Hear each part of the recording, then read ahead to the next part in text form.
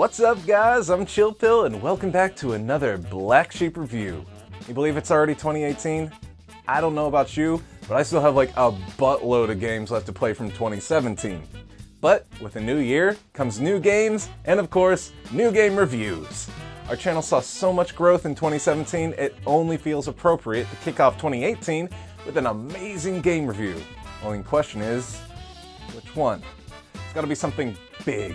Something enormous, something colossal perhaps? Am I doing the eyebrow thing? I want to be doing the eyebrow thing, but can't tell. We started off last year with a review of Eco from the PS3 HD collection, and I loved it. I had mentioned in the review several times that Shadow of the Colossus was the superior Team Eco title, and since there's a remaster coming out for the PS4 next month, I thought this would be a great opportunity to revisit our friend Wander and his pony pal Aggro. So, does this colossal cult classic still hold up today? Or does nostalgia shadow better judgment? Let's find out.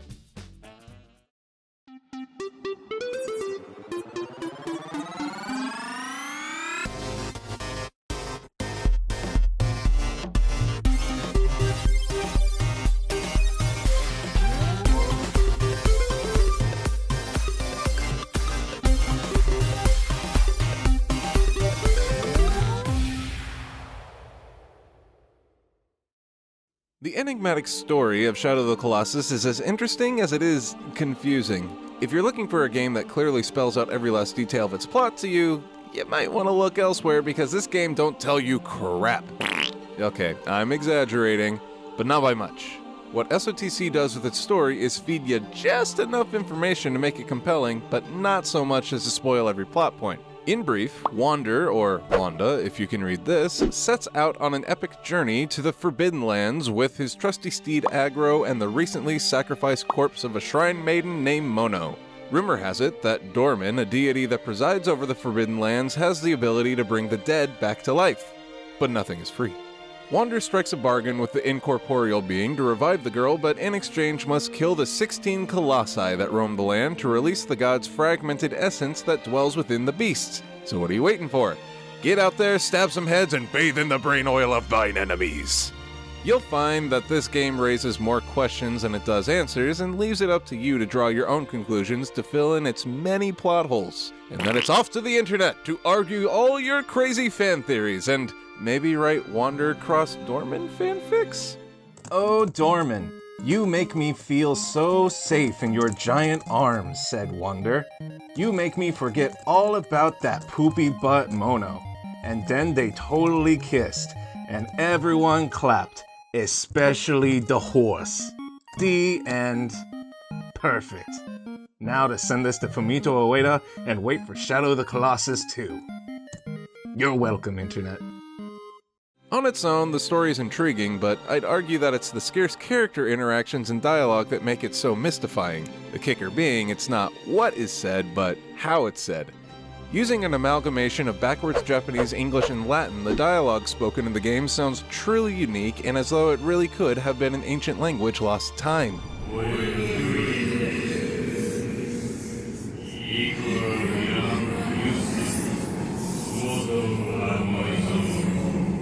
Creative nuances such as this and purposefully omitted plot points are exactly why the story in Shadow of the Colossus is so captivating. It just goes to show that when it comes to storytelling, less can definitely be more. Similar to Ueda's other projects, you can instantly tell that Shadow of the Colossus is a Team Eco game just with a brief glance. Imposing stone structures, remarkably detailed monoliths, and intricate tribal designs are absolutely littered across the picturesque countryside, and it all looks pretty gosh dang great. Well, mostly. Try as it might, even the high-def polish of the PS3 port isn't able to cover up all the original PS2 graphical jank. Textures sometimes appear muddy, the limited draw distance occasionally has scenery playing peekaboo, and the light effects can be so blinding you can't tell what the hell's going on. But you know, I'm just making a big problem out of a small issue because all things considered, the design of the Forbidden Lands is really quite beautiful. Riding horseback across the deserted plains gives you ample time to soak in the awe-inspiring landscape, and even though the only remnants of life you come across are lizards and birds, the caves, lakes, and forest have this mysterious air to them that make the whole world feel alive in some strange way. And speaking of mysterious and lively, how cool are these Colossi? The 16 solitary beasts that roam the Forbidden Lands are a sight to behold and amazingly detailed. Every hair, horn, and helium sac is truly remarkable in its design. It's just a shame that you have to murder them all in cold blood. Oh well, at least you can enjoy some cool high-def fur while using Grover's belly for target practice. There are a lot of video game soundtracks that I could listen to over and over again, but it takes something really special for me to consider a game's music to be a true work of art. The soundtrack for Shadow of the Colossus is not one of those. Just kidding. It's like one of my top 3 favorites, with Wind Waker and Chrono Cross rounding out that list. That's a pretty substantial jump in quality considering Ico's soundtrack was essentially sound bites of an 8-year-old stomping around an empty museum. The music in Shadow of the Colossus captures the mood of the game perfectly and only plays during the important bits, like cutscenes and boss fights. When you discover forgotten ruins, you're met with traditional wooden flutes that play a mysterious tune which adds to the overall mystifying atmosphere of the area.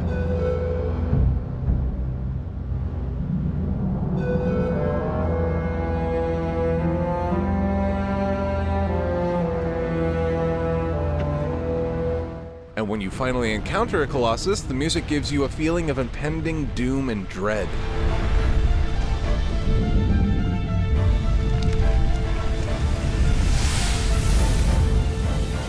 But when you gain the upper hand and start to scale the beast, the music becomes empowering and badass.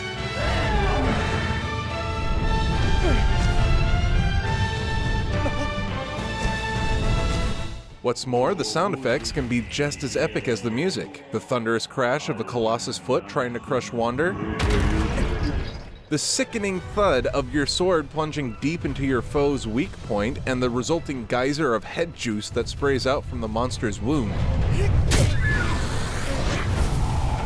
The overall sound design of the game is just, in a word, epic. I mean, if the phrase geyser of head juice doesn't get you excited to, at the very least, try this game, check your pulse, because you're probably dead inside.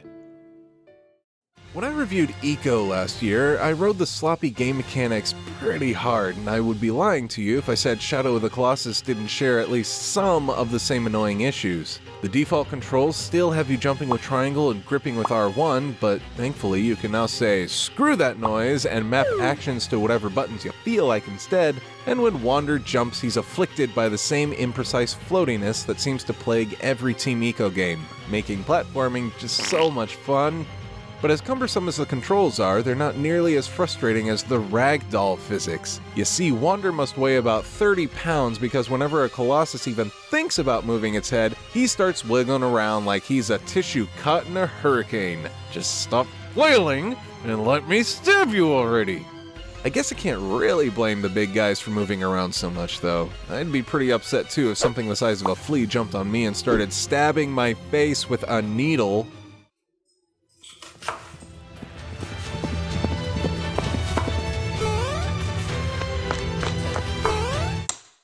Ow! What the hell was that?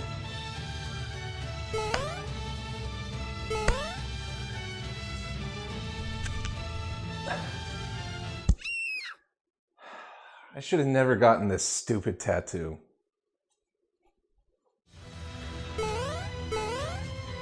Gone are the days of bludgeoning ethereal beings with a 2x4. Wander comes equipped with a sword imbued with the power to destroy the Colossi, a bow, and the most badass horse in gaming history. Seriously, Aggro puts up with some serious shit for no other reason than to be the ultimate wingman. Wing horse. Whatever. Usually I'm not a fan of having a limited arsenal in games, but the way Shadow of the Colossus integrates exploiting the bosses and environments to your advantage makes all the fights feel varied and unique. You don't gain stats or new abilities after felling one of the 16 beasts, but if you find yourself struggling with one Colossus in particular, you can seek out fruit trees to increase your health, or murder unsuspecting white-tailed lizards that were doing nothing but existing before you came along to increase your stamina. Why must you destroy all that's good and innocent in the world, Wander? You're the real monster in all of this. It's interesting to think that there was only a 4-year gap between when Ico and Shadow of the Colossus originally released, because the leap in overall quality is truly remarkable. Whereas Ico's drab art style, lack of soundtrack, and boring combat left a bad taste in my mouth, Shadow of the Colossus greatly improved on all its predecessor's shortcomings and delivered a far more cohesive and enjoyable gaming experience. The masterful blend of story, art, and gameplay gives the game a distinct cinematic feel that makes it as much fun to watch as it is to play. You know, if you can ignore the rampant low poly textures and the sometimes unresponsive, infuriating controls, that is. Oh, come on! Get up! This is just ridiculous. He goes all wiggly biggly and just lays there and takes a nap for an hour. I'm not even exaggerating. Watch this in real time.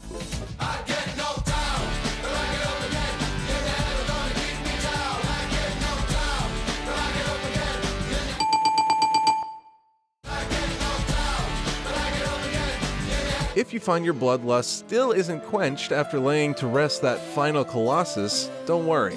There's a ton of post-game content that unlocks once the credits roll. Taking on hard mode and the time trials can net you some pretty sweet Colossus hunting swag, but is ultimately unnecessary. Unless you want to continually beat your head against a wall as you try to take down the third Colossus in under 5 minutes. Whether you choose to subject yourself to this tough-as-nails challenge or just want to casually ride aggro around and take in the sights, there's a lot to enjoy about Shadow of the Colossus, and it's clear to see why this game has maintained its cult status after all these years. To this day, Shadow of the Colossus remains a masterful piece of video game art. I won't sugarcoat the fact that this game has its fair share of shortcomings, but it's the phenomenal soundtrack, beautiful art, and compelling story that make it such a joy to play. There isn't a shadow of a doubt in my mind that this game is Fumito Ueda's finest work to date. That's why I give Shadow of the Colossus a rating of Golden Fleece. So until next time, I'm Chill Pill reminding you, think twice the next time you plan on cheating on that test. How would it feel to find out that test had cheated on you? See ya! First review of 2018, y'all. I guess you could say we started this year off in a big way. Hilarious puns aside, be sure to follow us on Facebook, Twitter, and Instagram at Black Sheep Vidya and subscribe to the channel for more sheepy shenanigans. Question for ya, do you think Shadow of the Colossus truly is a cult classic, or is the game just terribly overrated? Leave us a comment below and we'll see you next time.